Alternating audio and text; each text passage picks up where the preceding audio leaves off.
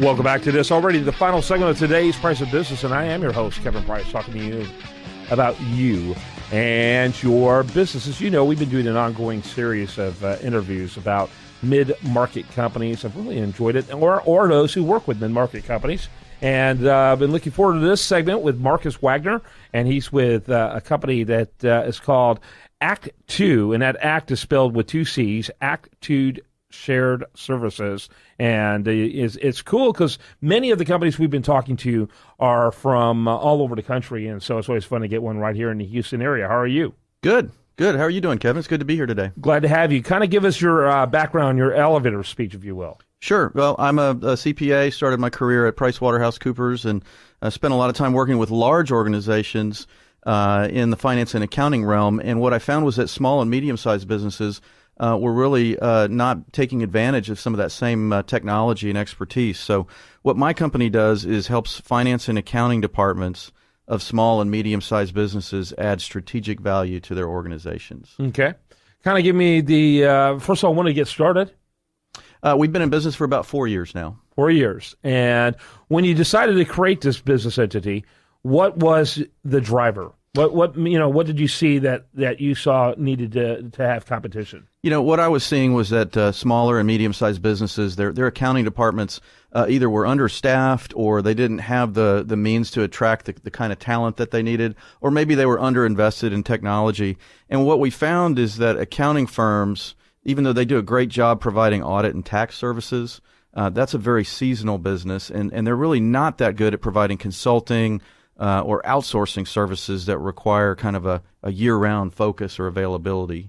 I noticed on your website, which is ACCT2.com, that's ACT with an extra C, 2.com, TWO, that it says explicitly clear you're not a CPA firm. You want people to know that. But I imagine you help CPA firms. We do. Yeah, we work with CPA firms. One of the things we do is when a CPA firm gets a set of books from one of their clients, a lot of times if they're not using us, the information is disorganized, or maybe it's late, and they're having to spend a lot of time cleaning it up before they can do the audit or the tax return. So that's the way in which we benefit CPA firms, by helping their customers. Would you say your sweet spot is mid-market companies? Absolutely. What percentage of your business would you say falls in that category? Yeah, all of it. I mean, our typical client size is, let's say, 10 employees, $10 million in revenue, to about 300 employees, $300 million in revenue, somewhere in that range. Mm-hmm. And what would you say is the verticals? I noticed that churches were part of them, faith-based groups. Kind of give us an overview.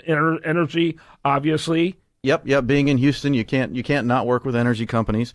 We've got technology and outsourcing customers in 24 states and 3 countries as of today. And the industries that we serve include, and there's a number of them: software and technology, oil field and industrial services, midstream oil and gas. You mentioned not-for-profits, churches and faith-based organizations, as well as several other industries. Yeah. So what is the biggest of all of yours?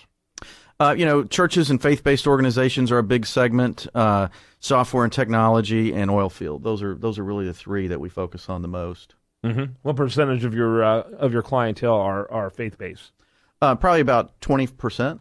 20%, and you consider most of those are mid-market in terms of revenues?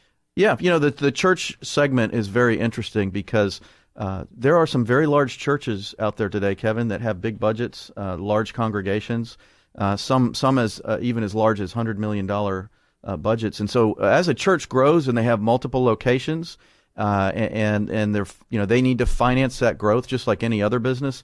They need the same type of technology and accounting expertise that a for-profit business needs. Yeah, no question about it. How's 2015 working for you guys? It's looking good. We've doubled in revenue every year since inception. That's getting harder and harder to do. And obviously, being in Houston, we do have a little bit of concerns around the energy sector because of what's happened with the price of oil. We certainly see that impacting the services companies in the oil field.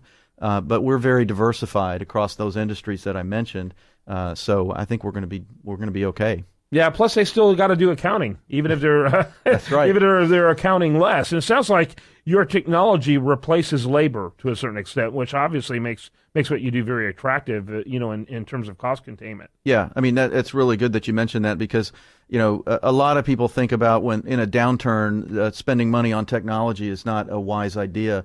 But I actually look at it the exact opposite way. In times that are lean, you really need to be thinking about how you can automate as much of what you do so that you can potentially reduce headcount or at least redeploy that headcount into more value-added activities, which is things like customer service and sales. Yeah, I couldn't agree with you more. I think that makes perfect sense. And so, how big is your business? Is it considered a small, mid-market? How would you describe it? Yeah, we could be our own ideal client. We have about 30 employees that are across our main office is in Houston, but we've got some employees in Dallas as well as in Austin. We plan to grow aggressively, both just in terms of our size as well as our geographic span as well. Mm-hmm, mm-hmm. And you were the founder? Yes, I am. Yeah, very cool. And here in Houston, how many people do you have? About 22, 23 people, something like that. So, yeah, our biggest concentration is here in Houston. A lot of those folks are on the road all the time because, as I mentioned, we have customers in 24 states, and a lot of the marketing we do is online. So we're talking to a company in Hawaii right now about our services. Of course, everybody's lining up wants to travel to Hawaii to go work with them, but yeah. So we're all over the place. No question about it. And how do you get new clients? A lot of it is referrals from our software partner. So our primary software partner is a company called Intact Corporation. They're out of San Jose, California, and they're a great partner. They're the only accounting software company that's endorsed by the AICPA. They send us quite a few leads. And then also, as I mentioned, we do a lot of online marketing. So, what we're finding today is that the typical buyer is not interested in talking to a salesperson until they've gone out and done all their own research on Google or wherever, and they're very well educated before we're talking to them. So we want them to come to our website as a source of useful information for them. We provide a lot of information out there that's free of charge. How to conduct business, best practices in certain areas in finance and accounting. And we hope that whenever they do need software or they want to outsource something, that they will reach out to us. Yep. Marcus Wagner, thanks so much for being with us. Again, it's ACT, which is ACCT. Make sure you put an extra C in there. 2, TWO. That website, act2.com. Always have that extra C in there. Final thought before I let you go? Well, I just think if you are an owner or a manager of a small business and you're not taking advantage of what the cloud is offering, you're probably going to get passed up by your competitors that are. Yeah, no question about it. It's highly competitive. Marcus, thanks so much for your time. Thanks for having me, Kevin. I appreciate it. You bet. Do you want to remind the listener, best content here shows up over there at usdailyreview.com. While there, like it on Facebook, follow it on Twitter. And you've been listening to The Price of Business. More for you tomorrow on this program. But have a great rest of your day spending it right here on this station.